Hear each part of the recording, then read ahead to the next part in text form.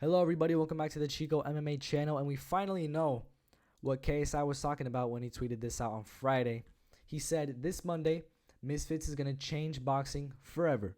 This has never been done before on the big stage. Watch this space. Well, today's Monday, and this was announced a few hours ago. And I am kind of late, but, better late than never. I am a few hours late. But Misfits Series 5. Look at this. It's a nice card, even though a lot of people don't agree with me. I think it's got a good enough name value. I think it's got some fun fights on here. I think it's going to be entertaining as always. You know how Misfits is, but there are a lot of people underestimating this card. Underappreciating this card as well. And a lot of people were looking into how to make this card more interesting. They were thinking maybe replace the headliner with an Anis and Gibb fight. I know there was an edit about that. But something that's come out a few hours ago that KSI tweeted about, and this is definitely going to change boxing. I don't know if it's going to be forever, but tag team matches. Misfits Boxing, DAZN, and KSI have introduced tag team matches to the sport of boxing. Now, you know what? I'm not even going to think about it logically. I'm going to do that after. First, let's just look at who's fighting. We got Team Los Piñera con Laras versus the Fantastic 2. Tag team match live on DAZN. It is taking place on X Series 5. Same card, same live stream as this one. So there's technically going to be 8 fights, even though there's 4 fighters fighting here. Tag team match. I've never seen that before. I know you've never seen that before in boxing, at least. But if we look at who's lined up here, I think they got the weirdest lineup, especially the weirdest lineup of teams. If we look on the left, right, that's Team Los Piñera con Laras, right? They're going to be one team, and then on the right, it's another team. So if we look at the left team, we have Luis Piñera, 3-8 professional boxer.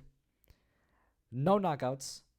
Was on a pretty sizable losing streak before winning against his teammate for this fight, former opponent B Dave. What's even crazier about this fight is they fought exactly 16 days ago, like just a little over 2 weeks ago. They fought each other. Luis Piñera got easy 30-26 on B Dave, dominated that fight, and now they're on the same team. So that's pretty interesting. And if you thought that was weird, it's kind of a similar scenario for Stramedy and Austin Springs. If you guys know the whole backstory for Stramedy, he entered this whole crossover boxing scene pretty much because he had a sparring session with Bryce Hall. He and Bryce Hall were going back and forth. They were beefing for whatever reason. I completely forgot. That was back in spring of 2021. They had this pretty big beef. They did not like each other at all. They had a sparring match. It was this whole top secret initiative, whatever. I don't even know what happened there. But Fuzi was involved. Keemstar was involved. Everybody was involved, and so were a bunch of these TikTokers. I don't know. It was weird. But it wasn't until March of 2022 that Stramedy made his actual crossover boxing debut, not a sparring match, and it was on the Deji Alex Wasabi. My bad. Deji Alex Wasabi card. That's the same card that King Kenny, Face Temper, Salt Poppy, as well as Alex Wasabi, and many other guys made their crossover boxing debuts.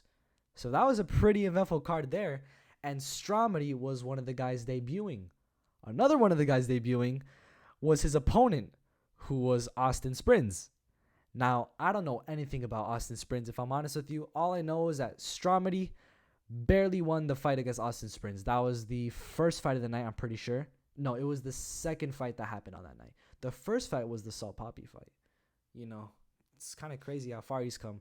And yeah, it was a super close fight. I honestly thought Stramedy was probably going to lose a judge's decision because of how close it was and how much he just wasn't engaging enough in the later rounds, the ones that he needed to pick up the pace. But he did get a judge's decision. I forgot what it was. I think it was unanimous, but I forgot the points because my live stream went down. And then when it came back up, the fight was over, and I did not know who won. I had to look it up. So That's that fight.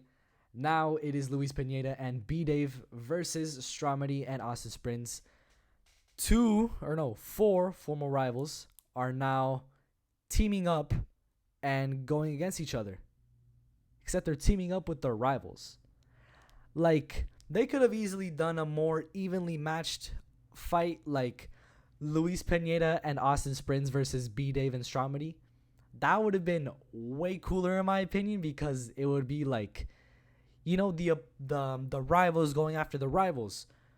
But now the whole storyline is the former rivals are now becoming teammates and need to work together in order to come out on top against the other team. I think it's a pretty interesting concept.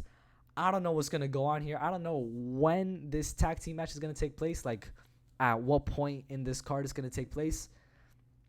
My best bet would probably be, knowing Misfits, they would probably do something after the King Kenny fight, right before the Jay Swingler fight.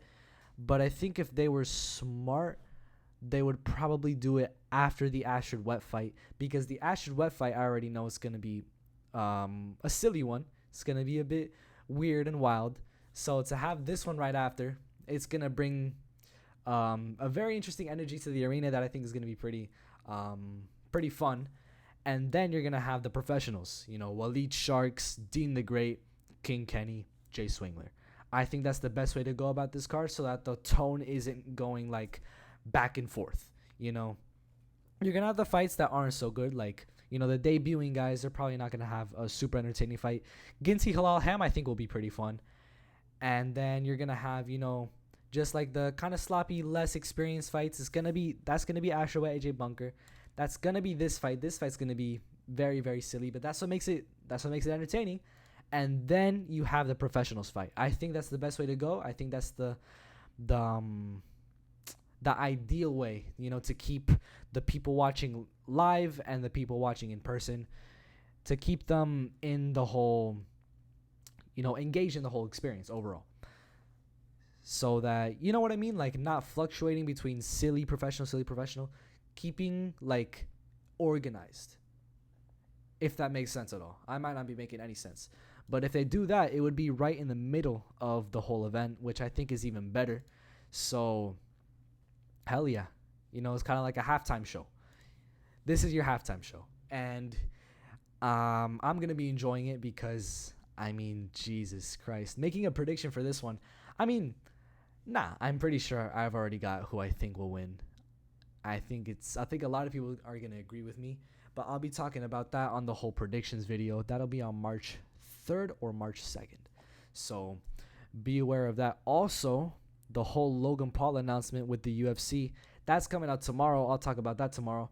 I've been talking a lot more about, Misfits boxing and all that. I'm going to keep the UFC content going. I do both. It's just UFC happens a lot more, and I do like the UFC a lot more. Like, that's where my whole passion is. Misfits boxing is just like, it's fun. It's something I watch all the time, and I already have the DAZN subscription anyway, so it's something I'm always going to be watching because it's free with the DAZN subscription. If you have the DAZN subscription, you could just go on the live stream. So I don't know, if you have DAZN and you're bored one day and there's no like other pay-per-views with whoever, bro, these fights are perfect and they're super entertaining anytime.